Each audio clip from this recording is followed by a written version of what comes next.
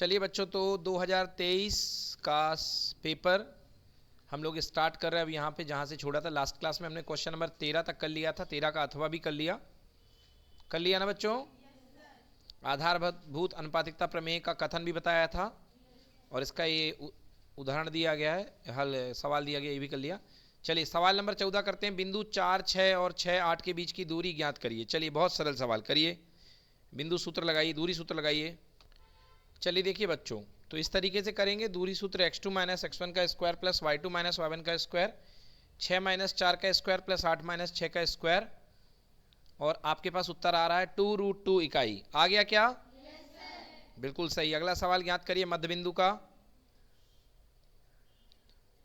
मध्यबिंदु ज्ञात करिए। मध्यबिंदु का सूत्र मैं आपको बता देता हूं, x1 प्लस x2 बटे 2, y1 प्लस y2 बटे 2, x निर्देशांकों का योग बटे 2 और y निर्देशांकों का योग बटे 2 करिए। चलिए देखिए, इसका तो बहुत ही सिंपल है। a plus minus a by 2 and b plus minus b by 2 cancel, ये भी 0, ये भी 0, 0 बटे 2, 0 बाई 2, आंसर आ गया 0,0। ठीक। चलिए नेक्स्ट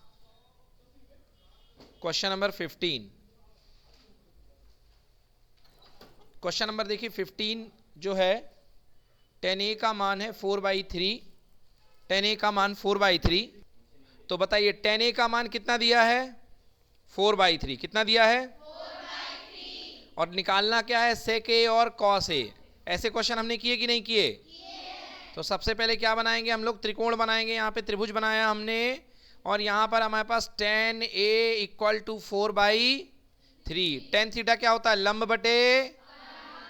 बटे कुछ बच्चे लंब बटे कर्ण कह रहे हैं, याद कर ले। लंब बटे आधार, तो लंब कितना है?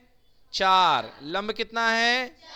अगर ये बिंदु A है, ये कोण A है, ये B है, ये C है, तो लंब कितना हुआ? 4। आधार कितना? पाइथागोरस थ्योरम लगाइए। कितना आएगा कर्ण? 5 आएगा। कितना आएगा? बेटा आपको याद हो जाना चाहिए, 3 और 4 का कर्ण कितना बनता है? 5। 3 और 4 का कितना बनता है? अब आपको निकालना है sec a और cos a। sec a और तो चलिए cos a एंगल बराबर cos थीटा क्या होता है? बोलो क्या होता है cos थीटा? आधार बटे आधार कितना है? कर्ण कितना है? कितना आ गया cos a? 3 बटे, और अब इसके बाद sec a निकालते हैं। क्या निकालते हैं? तो sec a cos का उल्टा होता है कि नहीं होता? तो जब cos 3/5 आया है तो sec कितना आएगा? क्लियर हुआ? तो tan a से हमने निकाल लिया sec a और cos a। दोनों जिनके सही होंगे उनको मिलेंगे 2 में से 2। क्लियर? चलिए अगला सवाल देखिए, पहले इसको नोट कर लें। चलिए देखिए अगला सवाल बहुत ही सिंपल है। 2 खिलाड़ी संगीता और रेशमा टेनिस का एक मैच खेलते हैं। यह ज्ञात है कि संगीता द्वारा जीतने की प्रायिकता 0.62 है। रेशमा की जीतने की प्रायिकता क्या होगी? देखिए 2 लोग हैं, एक तो संगीता और एक रेशमा। अगर संगीता हारेगी तो कौन जीतेगा? तो कुल प्रोबेबिलिटी दोनों के योग की कितनी होगी? 1। कितनी होगी? क्योंकि संगीता का जीतना एक तरफ है, और यदि संगीता का जीतना और संगीता का ना जीतना, तो संगीता का जीतना और संगीता का कुल प्रायिकता कितनी हो गई? 1। क्लियर है? तो संगीता के जीतने की प्रोबेबिलिटी 0.62। क्लियर? और प्रोबेबिलिटी रेशमा बराबर कितना? 1। कितना हो गया? तो probability Reshma equal to 1 minus 0.62। Answer कितना हो गया? 0.38। क्लियर है कि नहीं क्लियर है? कोई दिक्कत? चलिए, एक थैले में 3 लाल और 5 काली गेंदें हैं। कोई समस्या है क्या? चलिए एक मिनट ये और कर लेते हैं, फिर दूसरा दोनों कर लीजिएगा। एक थैले में 3 लाल और 5 काली गेंदें हैं। बताइए कुल गेंदें कितनी हो गई? 8। कुल गेंदें कितनी हो गई? इस थैले में से एक गेंद यदृच्छ छाया निकाली गई है।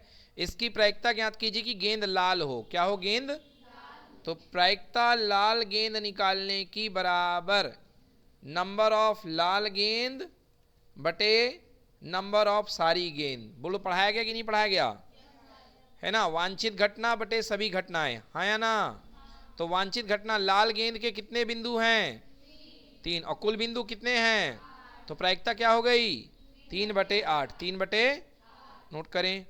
अगला सवाल देखिए, एक पासे को एक बार फेंकने पर अभाज्य संख्या आने की प्रायिकता ज्ञात कीजिए। क्या ज्ञात करना बच्चों, पासे को फेंकने पर एक बार फेंकने पर अभाज्य संख्या। तो देखिए पासे के कुल जो आउटकम होते हैं, जो कुल बेटा पासे में बिंदु आ सकते हैं वो होते हैं 1 2 3 4 5 और कितना 6। तो कुल प्रतिदर्श बिंदु पासे के कितने हो गए 6 हो गए। कितने हो गए 6। और हमारे पास यहाँ पे जो घटना है, घटना का नाम ए है, वो है अभाज्य संख्या का आना।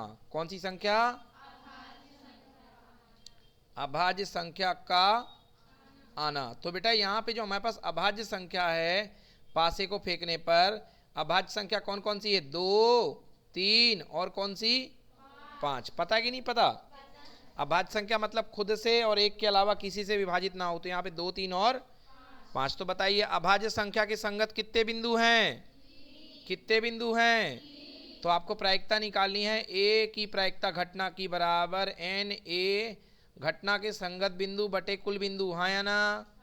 घटना के संगत बिंदु कितने हैं और कुल बिंदु, प्रायिकता कितनी 1/2। बिल्कुल सही, समझ में आ गया।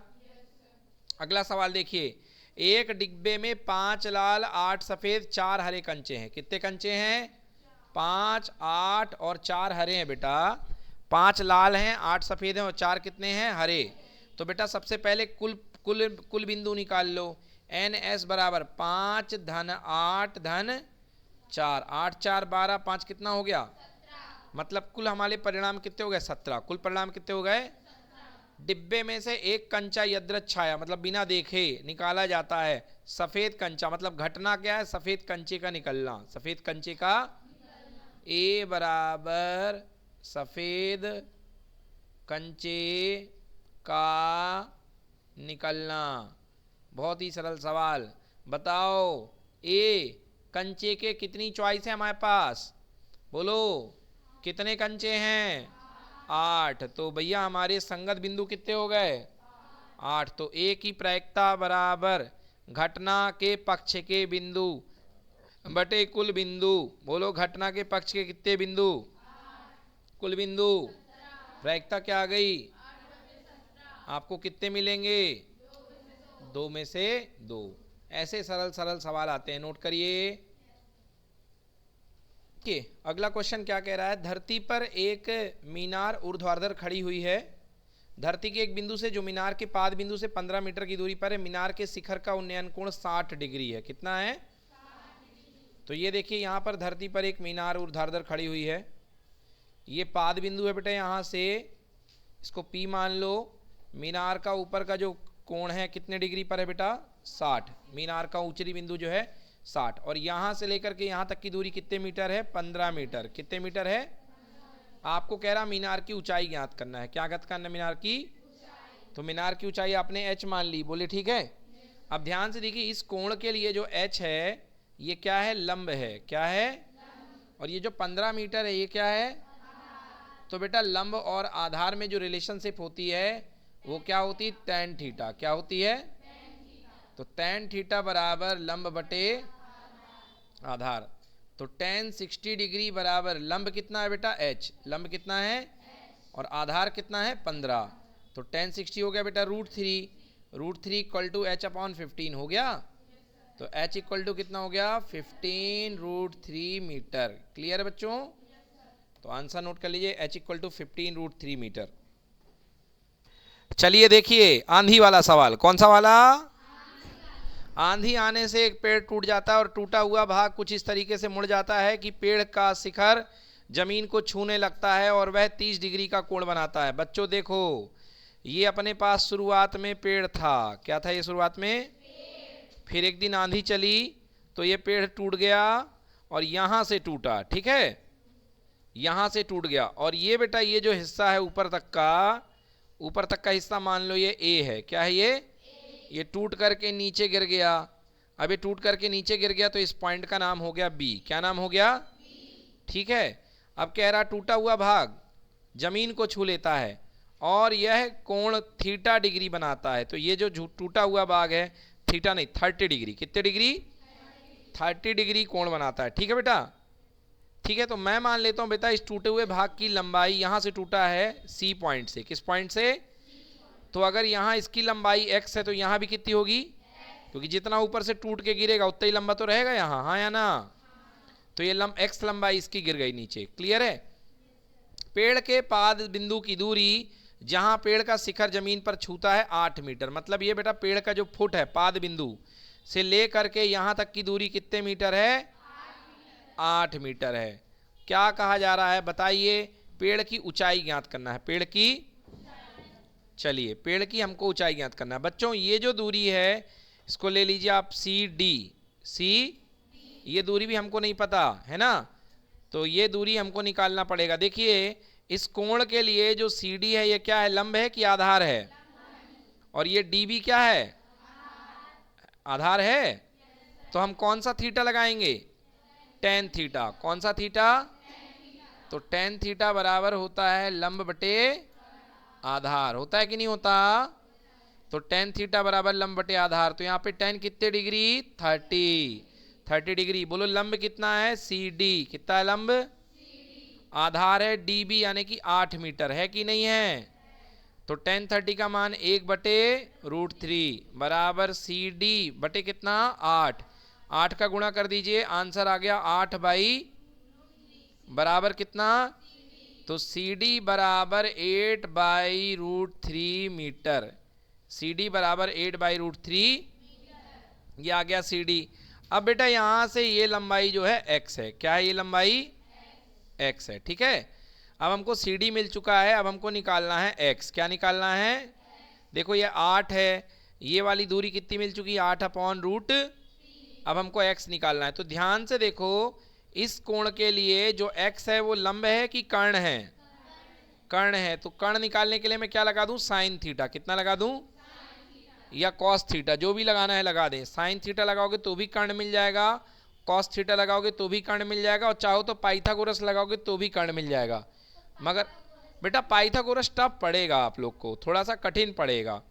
साइन थीटा से जल्दी आ जाएगा, कॉस से जल्दी आ जाएगा, बताओ क्या लगा दूं, है ना। तो चलिए लगाता हूं, तो साइन 30 डिग्री बराबर लंब बटे कर्ण। बोलो लंब कितना है 8 है कि नहीं है, और कर्ण कितना है x, कर्ण कितना है, क्लियर हुआ कि नहीं हुआ। तो साइन 30 का मान कितना 1/2 इक्वल टू 8/√3, और x चला गया ऊपर मल्टीप्लाई हो जाएगा कि नहीं होगा। तो x ऊपर है, ये x बन जाए x 8/2√3 हुआ, 2 से कितने बार कैंसिल, तो आंसर x का मान 4 कितना 4/√3। क्लियर कि नॉट क्लियर। अब हमें चाहिए पेड़ की कुल ऊंचाई, पेड़ की, देखो x भी आ चुका है, x कितना आ गया 4/√3। तो बेटा जब ये 4/√3 है तो ये भी कितना होगा 4, हाँ या ना। तो पेड़ की कुल ऊंचाई, पेड़ की कुल ऊंचाई बराबर AC plus CD, AC plus AC का मान है 4/√3, बोलो हाँ, और CD का मान है 8 निकाले हो कि नहीं निकाले हो, देखो ऊपर निकाले हो 4/√3 और नीचे क्या निकाले हो 8/√3, हाँ या ना। तो 4 एक कितना एलसीएम आ गया √3, कितना आ गया √3 में √3 का भाग दिए 1, 1 चौके 4, √3 में √3 का भाग दिए 1, 1 8 8, क्लियर 12 बटे, क्लियर, यही आ गया बेटा उत्तर 12/√3 मीटर। इसको और हल करना है बेटा तो परिमेयीकरण कर दो, क्या कर दो, √3 का ऊपर √3 का, तो ऊपर हो गया 12√3, बोलो हाँ, और √3 गुणे √3 कितना 3 चौके 12, आंसर कितने मीटर 4√3 मीटर। यही उत्तर आपके एनसीईआरटी में दिया है। तो भी सही है, तो भी आपको यहां तक लिख देना है, आपको पूरे अंक मिल जाएंगे, ठीक है।